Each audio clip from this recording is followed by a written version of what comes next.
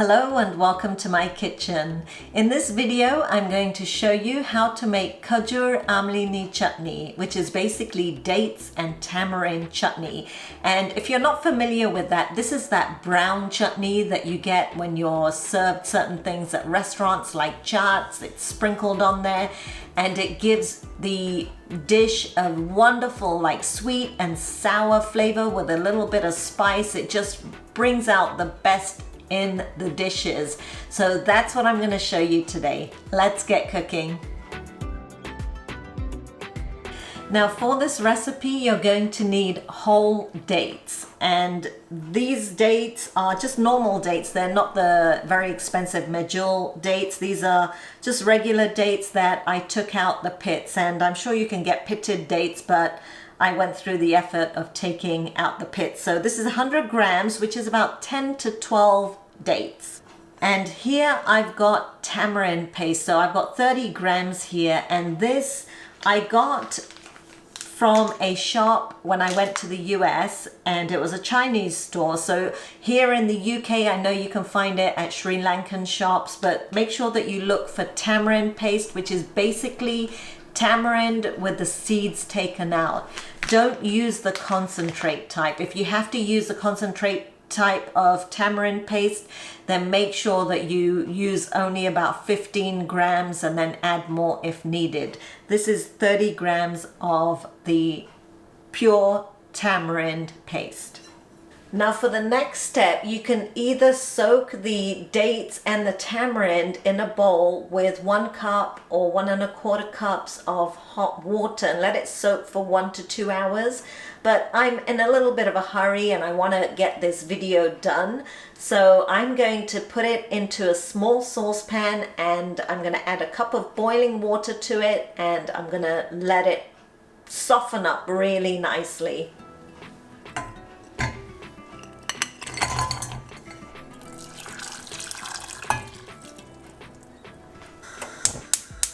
My stove is on a medium heat, the number 5, and I'm just going to let this simmer for about 15 to 20 minutes, just until my tamarind and the dates are softened up.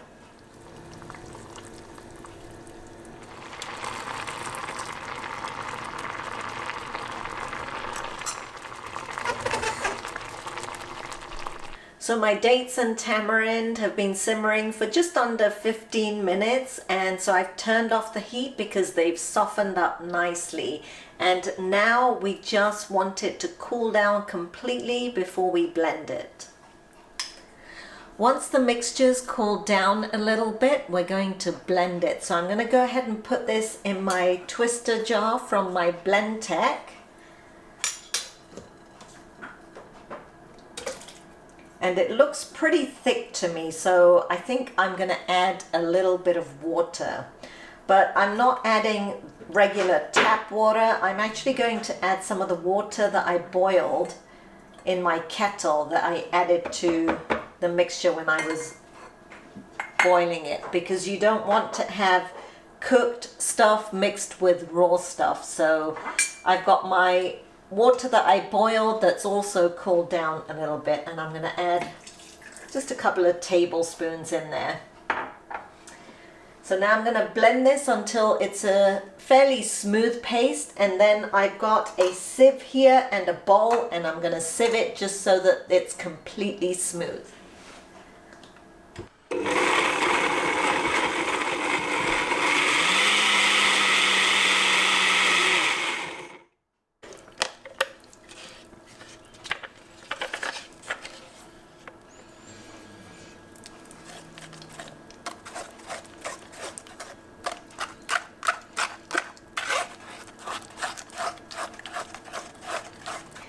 Now, if you ended up soaking your tamarind and dates, then what you're going to do, you're actually not going to add all the water that you soaked it in. You just need to take out the tamarind and the dates and leave some of the water, and just estimate how much you need, because you don't want it too runny. You can always add more water, but you can't take it out.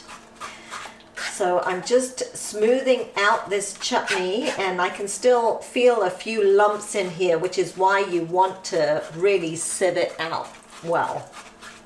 So you can see here that I'm left with some of the fiber from the dates and the tamarind, so don't skip sieving it.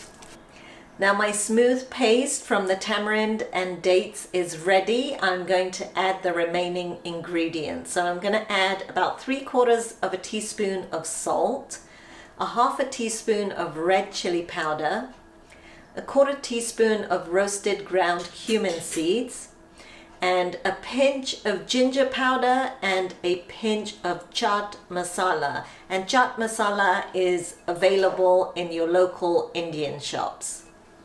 And we're just going to stir that in and then give it a taste and adjust the seasonings and the thickness to your liking. Now this is pretty thick, which is totally fine because I can always add some more of this boiled and cooled water to it. But you definitely don't want to make it too thin right from the beginning. So this actually is fine for me for now. I'm going to give it a quick taste. Oh, wow. You can really taste the sourness of the tamarind and the sweetness of the dates. And the chaat masala just takes it to another level.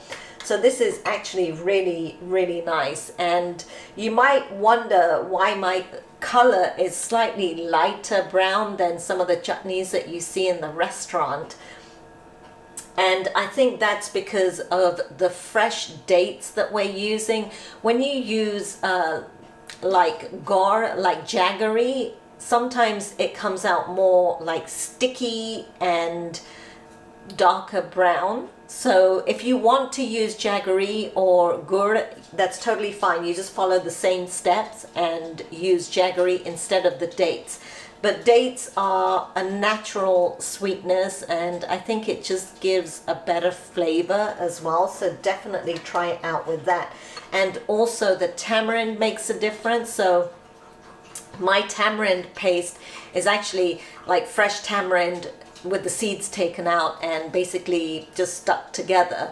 And the tamarind concentrate is like a really, really dark brown. So if I added that, the color would have been different. So it's up to you, whatever ingredients you have available, you know, use those. But using these ingredients and following this recipe, I think you'll be very happy because this tastes really good.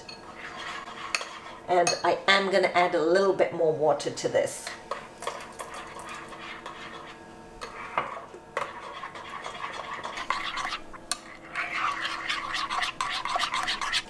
So this is still slightly on the thicker side, and what I'm going to do is I'm going to refrigerate it like this. But before I serve it, if I want it thinner, then I'm just going to add some more water to it and thin it down.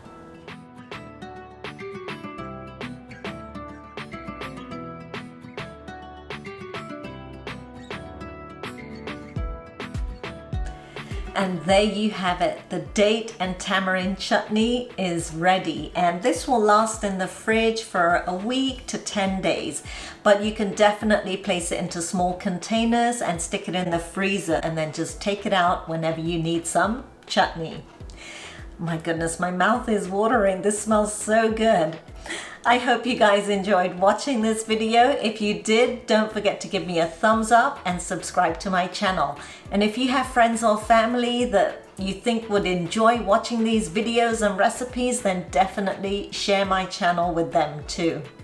I look forward to seeing you all soon for some more cooking inspiration.